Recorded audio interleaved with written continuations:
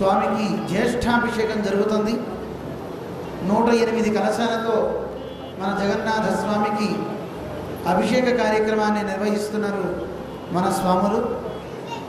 పరమహంస పరివ్రాజకులు, కీర్తిమూర్తులు, వైకుంఠవాసులు శ్రీ శ్రీ శ్రీ త్రిదండి శ్రీనివాస వ్రతధర రామానుజ జీయర్ స్వామివారి మంగళాశాసనాలతో, మన చిన్నజీయర్ స్వామివారి పరిపూర్ణ మంగళాశాసనాలతో ఈ జగన్నాథ స్వామికి ఈరోజు అభిషేకం జరుగుతుంది.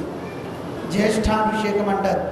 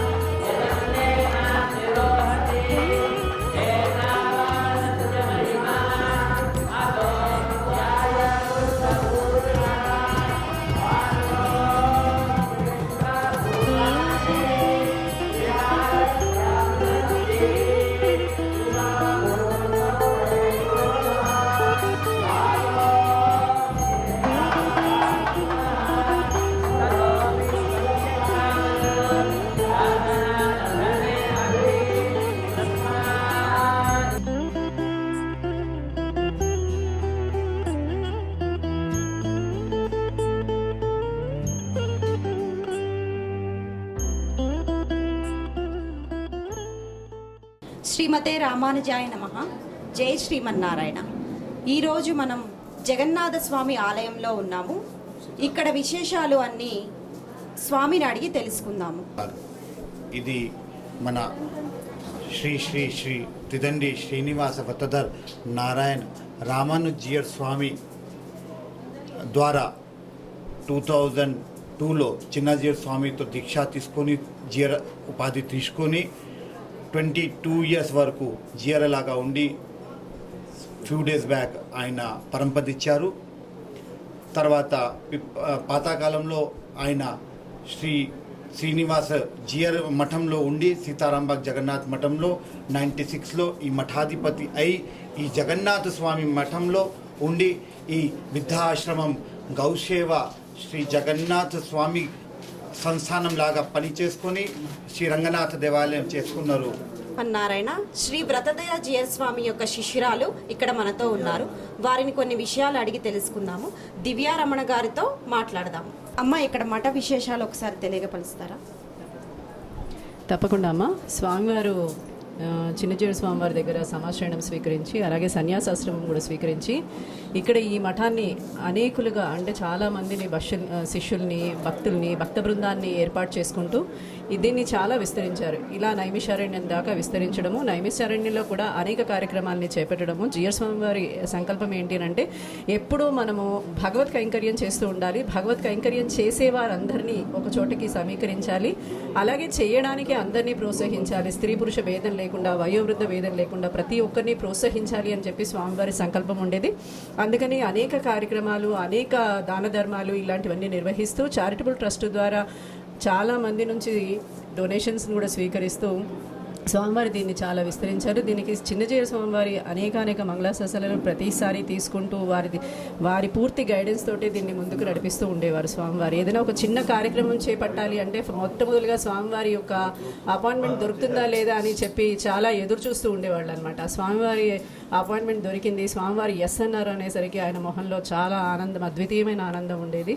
ఆ కార్యక్రమాన్ని నిర్వహిస్తూనే ఇలాగా మనకి లక్ష్మీనారాయణ యజ్ఞ ట్రస్ట్ అని చెప్పి ఒకటి స్థాపించి దాని ద్వారా అనేక యజ్ఞాలని చేస్తూ నైమిషారణ్యంలో కూడా ఎవరైనా వెళ్తే నైమిషారణ్యంలో ఎక్కడ బస చేయాలంటే వారికి అసలు కావాల్సిన సౌకర్యాలు ఉండవు కదా అని చెప్పి అక్కడ రంగనాథ దేవాలయాన్ని స్థాపించి చిన్నజీయర్ స్వామి వారితోటి ప్రతిష్ఠ చేయించి స్వామివారితోటి అంతా మొదలు పెట్టించి ఈ కార్యక్రమాన్ని కూడా అక్కడ కూడా చాలా పెద్దగా ట్రస్ట్ని నిర్వహించడం జరుగుతుంది. ఎవరైనా వెళ్తే నైమిషారణ్యంలో అక్కడ యజ్ఞయాగాది క్రతువులు చేసుకోవడానికి కానీ, భాగవత సప్తాహాలు చేసుకోవడానికి కానీ, ఏదైనా అక్కడ చేయడానికి కానీ అనువుగా తను చాలా సంకల్పాలు నెరవేర్చుకున్నారు స్వామివారు. వారికి ఇంకొక సంకల్పం ఉండేది ఏంటి అని అంటే కనుక ఆంజనేయ స్వామిని, ఒక 108 ఫీట్ల ఆంజనేయ స్వామిని ప్రతిష్ఠ చేయాలి అని వారు ఎన్నోసార్లు స్వామివారితో కూడా విన్నవించారు.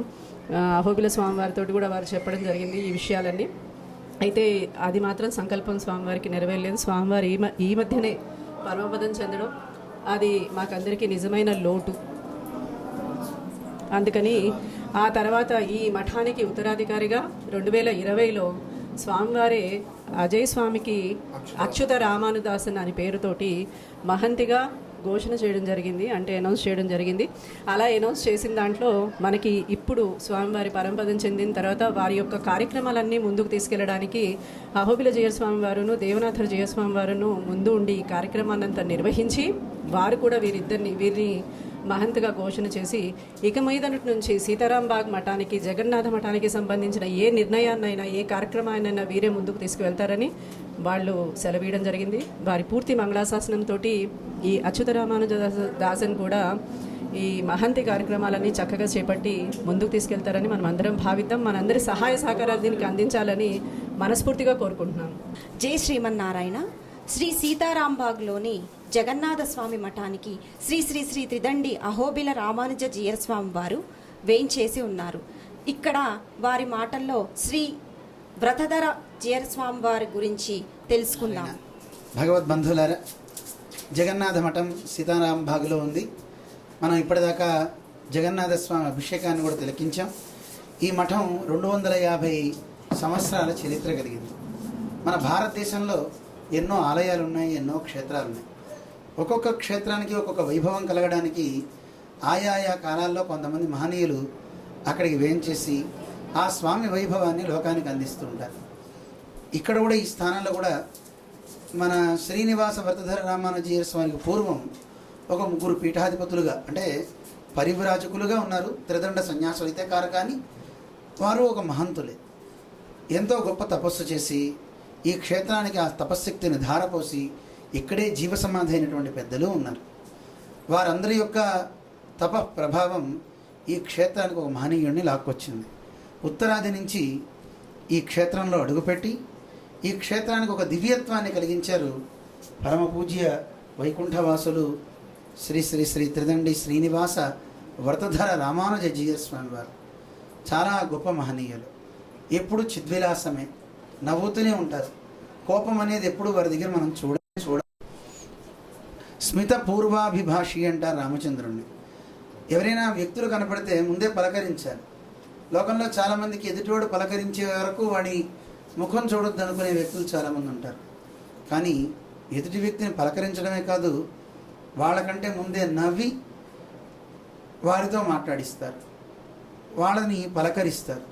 అయితే ఆ పలకరింత ఎదుటివాడికి సుత్తి కొట్టేలా ఉండకుండా స్మిత పూర్వభాషి అని చెప్తూ రాముడి గురించి చాలా అందంగా చెప్తారు. మితభాషీచ రాఘవ, పూర్వభాషీచ రాఘవ అని. ఆ గుణాలు కలిగిన మహనీయులు స్వామి శ్రీనివాస వ్రతధర జీయర్ స్వామి. తక్కువ మాట్లాడతారు, ఎక్కువ సారం అందిస్తారు, నవ్వుతూ మాట్లాడతారు. ఒకసారి వారి దగ్గరికి వస్తే మళ్ళీ వారిని వదిలి వెళ్ళాలనిపించదు. అటువంటి ప్రేమమూర్తి స్వామి. ఎంతోమంది వారికి భక్తులు ఉన్నారు. స్వామి హిందీలో చాలా బాగా మాట్లాడతారు. తెలుగులో అంత రాకపోయినా నేర్చుకుని మరి తెలుగు మాట్లాడతారు. ఆ తెలుగు మాట్లాడుతుంటే చిన్న చిన్న పిల్లలు, అప్పుడే మాటలు వచ్చిన పిల్లలు మాట్లాడితే ఎంత అందమో అంత అందం. ఆ పక్కన ఇంకెంతమంది విద్వాంసులున్నా వారు మాట్లాడే అందమైన ఆ తెలుగు భాషకి అందరూ వసూలవటం, అందరూ దాసోహం అంటమే. అంతటి గొప్ప మూర్తి. మేము సన్యాసం తీసుకోవడానికి మునిపే విజయవాడలో అష్టాక్షరి జీయర్ స్వామివారు వేయించేస్తున్నారు. వారి ఆశ్రమానికి స్వామివారు వేయించేశారు. అప్పుడు అక్కడ ఒక అభిషేక కార్యక్రమం మేమే చేయించామన్నమాట. ఆ కార్యక్రమానికి మేము వెళ్ళినప్పుడు స్వామివారు పరిచయం అయ్యారు. అప్పుడు స్వామివారితో సంభాషించడం జరిగింది. ఇట్లా అప్పుడే మా అష్టాక్షరి జీయర్ స్వామి చెప్పారు, ఈ బాబు కూడా త్వరలో సన్యాసం తీసుకోబోతున్నాడు అని చెప్తే గదిలో కూర్చోబెట్టుకుని చాలాసేపు నాతో మాట్లాడారు స్వామి. నేను సీతారాం బాగులో ఉంటా, మీరు దీక్ష తీసుకున్నాక రండి, తప్పకుండా మా జగన్నాథుని చూడండి అంటూ స్వామి మాట్లాడారు. చాలా ప్రేమమూర్తి. అప్పటి నుంచి చూసిన తర్వాత దీక్ష తీసుకోగానే మళ్ళీ పరిచయం ఏర్పడింది, అవినాభావ సంబంధం. చాలా గొప్ప మహనీయులు. ఒక్కొక్క క్షేత్రానికి కొంతమంది రావడంతో ఆ క్షేత్ర వైభవం పెరుగుతుంది. భద్రాచలం మనకి తెలుసు, భద్రుడు తపస్సు చేశాడు, రాముడు వచ్చాడు. కానీ ఆ క్షేత్రానికి వైభవాన్ని తెచ్చింది రామదాసు. ఆ మహనీయుడు అడుగు పెట్టాక ఆ రామాలయం లోక ప్రసిద్ధి చెందింది. అలా వ్రతధర రామానుజ జీయర్ స్వామివారు ఇక్కడికి వేయించేయడంతో ఈ వైభవం అటు తెలుగువారికి అటు హిందీ వారికి అందరికీ కూడా ఈ మఠం యొక్క వైభవం అంతా తెలిసింది. విశేషించి ఈరోజు జగన్నాథ స్వామికి జ్యేష్ఠాభిషేకం జరిగింది. ఆ అభిషేక కార్యక్రమానికి ప్రతి సంవత్సరం శ్రీనివాస వ్రతధర జీయర్ స్వామివారు తమ సాన్నిధ్యంతో కార్యక్రమం జరుపుతూ ఉండేవారు. మరి 2 రోజుల క్రితమే వారు వైకుంఠ యాత్ర చేయాల్సి వచ్చింది. వారి ఆచార్య తిరువడిని వారు చెందారు. ఆ సందర్భంగా ఇక్కడ మరి ఆ లోటు ఉండకూడదు గనక ఎవరో ఒక త్రిదండి సన్యాసి ఉంటే బాగుంటుంది అని వారి ఉత్తరాధికారి అయినటువంటి మహంత అచ్యుత రామానుజ ఆచార్యులు ఇప్పుడు మహంతగా ఉన్నారు. కొంతకాలం ఆయన తపస్సు చేసి అధ్యయనాలు చేసి వారు కూడా కొంత వయస్సు పరిణతి చెందిన తర్వాత వారు సన్యాసాశ్రమం స్వీకరిస్తారు. అప్పటి వరకు మహంతగానే ఉండాలి అని శ్రీనివాస వ్రతధర జీయర్ స్వామి వారి సంకల్పం. అందుకని ఉత్తరాధికారిగా వారిని ఏర్పాటు చేసి గృహస్థుగానే ఉంటూ ఇక్కడ కార్యక్రమాల బాధ్యతలన్నీ చేయడానికి వారిని పట్టాభిషిక్తుల్ని చేశారు. వారి నేతృత్వంలో కార్యక్రమాలు జరుగుతున్నాయి. ఆ చిరంజీవి అడిగారు, ఇక్కడ స్వామీజీ ఈరోజు వస్తే బాగుండని. పొద్దున దాకా మాకు తెలియదు. భగవంతుని చూడాలి అని అనుకుంటే ఎవరు ఆపగలరు? మనం అనుకుంటుంటాం నేను దేవుణ్ణి చూడాలి అని, మనం అనుకుంటే ఎక్కడికి వెళ్ళాం. కానీ ఆయన అనుకుంటే ఎక్కడి నుంచైనా లాగి తీసుకొచ్చి మన ముందు పడేస్తాడు. జగన్నాథస్వామి నయనపదగామి భవతమే అంటుంటారు. హే జగన్నాథస్వామి నా కళ్ళల్లో పడు అని నేను అడగలేదు, నా కళ్ళల్లో పడమని. ఒరే నా కళ్ళల్లో నువ్వే పడరా అని లాక్కొచ్చాడు. అనుకోకుండా స్వామి కళ్ళల్లో పడ్డానికి ఇక్కడికి వచ్చాం. ఆ స్వామి దివ్యానుగ్రహాన్ని ఇక్కడ అనుభవించాం. ఒక స్వామి కాదు, సుభద్ర బలరాములతో కలిసి స్వామిని సేవించడం జరిగింది. తప్పకుండా రండి. ఇక్కడ వృద్ధాశ్రమం, అలాగే గోశాల, వేద పాఠశాల అన్నిటినీ స్వామి నిర్వహిస్తూ ఉన్నారు. వాటన్నిటికీ కూడా నిర్వాహకులుగా ఇక్కడ ఉండే మార్వాడి వారు, అనేక మంది తెలుగువారు, ఎంతోమంది భక్తులంతా కూడా ఇక్కడ ఉండి సేవలు అందిస్తున్నారు. వారందరికీ కూడా అనేక మంగళాశాసనాలు చేస్తూ ఇలాగే ఈ శ్రీచరణ ఛానల్ స్టూడియోస్ ద్వారా మంచి మంచి ఆధ్యాత్మిక విషయాలు తెలుసుకొని మంచి పూర్వాశ్రమం యొక్క గుళ్ళ గురించి తెలుసుకొని ఇక్కడ స్వాములందరినీ పరిచయం చేసుకొని అన్ని విషయాల్ని తెలుసుకుందాము. జై శ్రీమన్నారాయణ.